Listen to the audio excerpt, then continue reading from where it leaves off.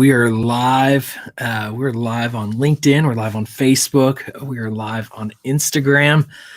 Thanks, and you on YouTube. So thanks everybody for joining me today in this live stream. I've been doing daily live streams, mostly to help churches and pastors as we're in a moment right now, and I think this is a unique ministry opportunity. And so I want to resource, I want to encourage you as much as I possibly can in this time. And so today's live stream, I want to talk about how to pastor while quarantined.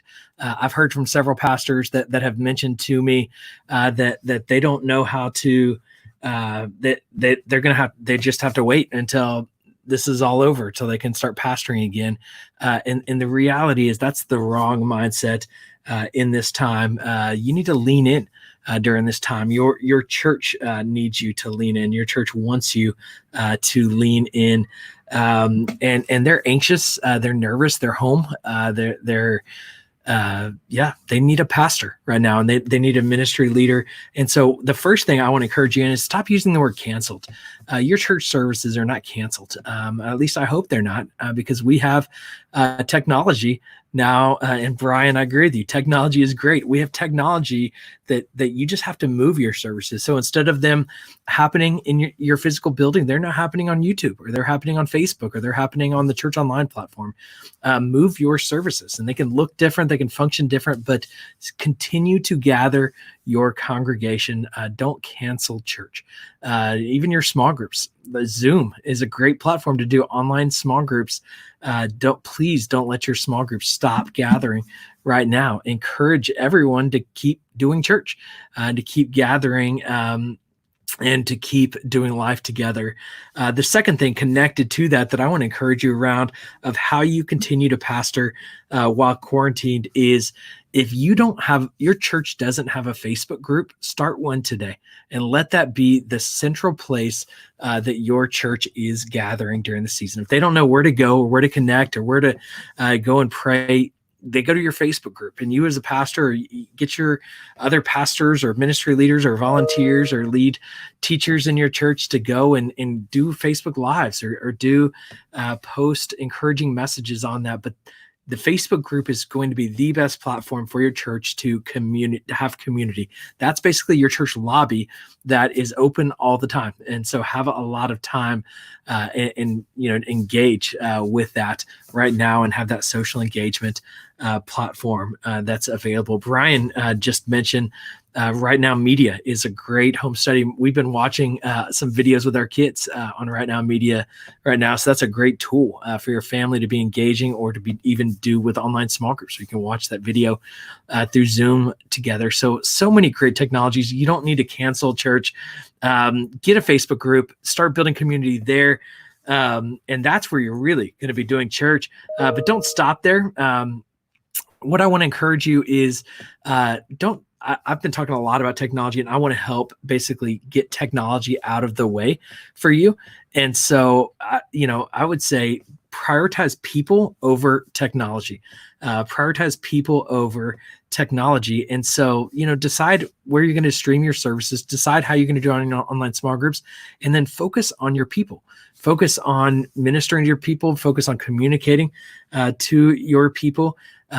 Call them, DM them, message them, do Zoom, do face-to-face as much as you possibly can with them.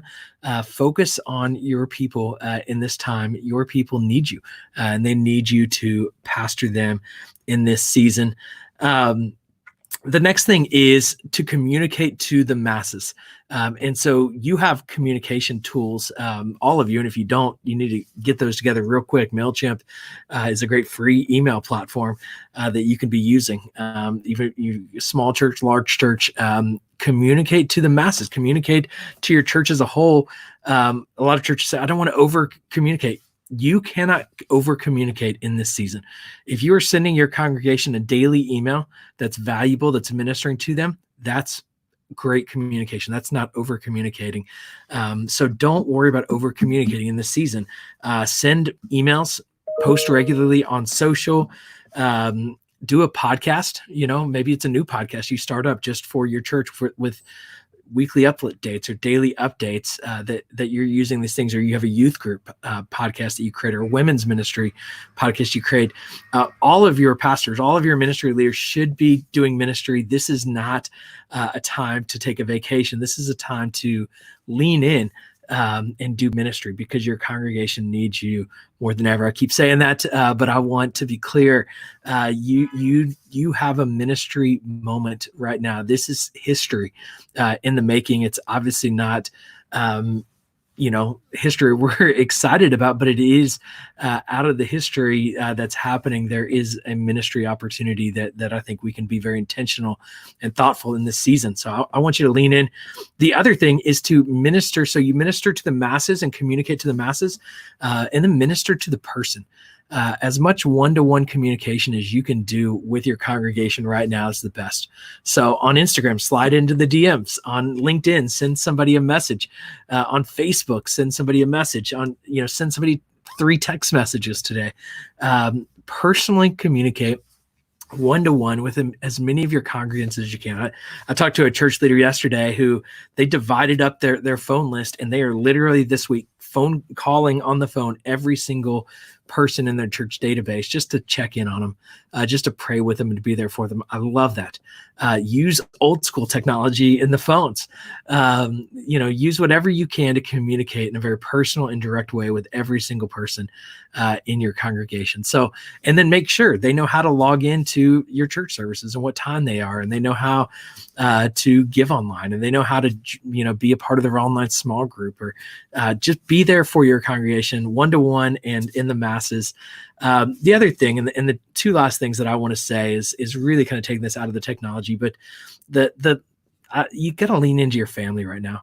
I understand that you're not going to be as productive as you might want to be. And while I'm saying lean into ministry, and that's for many of you, that's work, that's professional, lean into your family, lean into as much personal time as your family. Your family is your top ministry. And so lean in and minister to your family first, and then to your congregation. But don't let your family be an afterthought. I've been working long hours this week trying to help as many ministries and organizations as I can. I feel this weight of this, and I'm juggling this, and as you probably are too. And so, but I understand, and I'm going to continue to be leaning into my family every morning at 8:30. We've been having a family meeting. We've sat down at the dinner table every night, or we don't always do that, but we're being much more intentional as a family, because that's my top ministry right now, and that's yours as well. And then the last thing is lean into prayer. Wherever you are, whatever you're doing, make sure you're pausing to pray. Make sure you're intentionally praying for your congregation by name. And even as you're contacting them and communicating with them, build that prayer list. This is a time to lean into prayer, to really fill ourselves with the peace of Christ, so that we can effectively pour out, God's love to our congregation and to our community. So I want to encourage you with those words today. I hope that this is not a ministry vacation for you. I hope that this is a ministry moment that you're leaning into, and that you lean into these online resources that allow us to minister in a very tangible, very practical, very real way in this season. So thanks for watching. Hope this was helpful. If you have any questions or anything, send me a DM, send me a message. I'd love to help you, your organization, your church in any way in this season. It has been such a privilege, all of you that have reached out and been so responsive to me this time. So I appreciate you allowing me to kind of be your guide in different ways, and with social media, with technology in this time. So thanks for watching. We will talk again soon.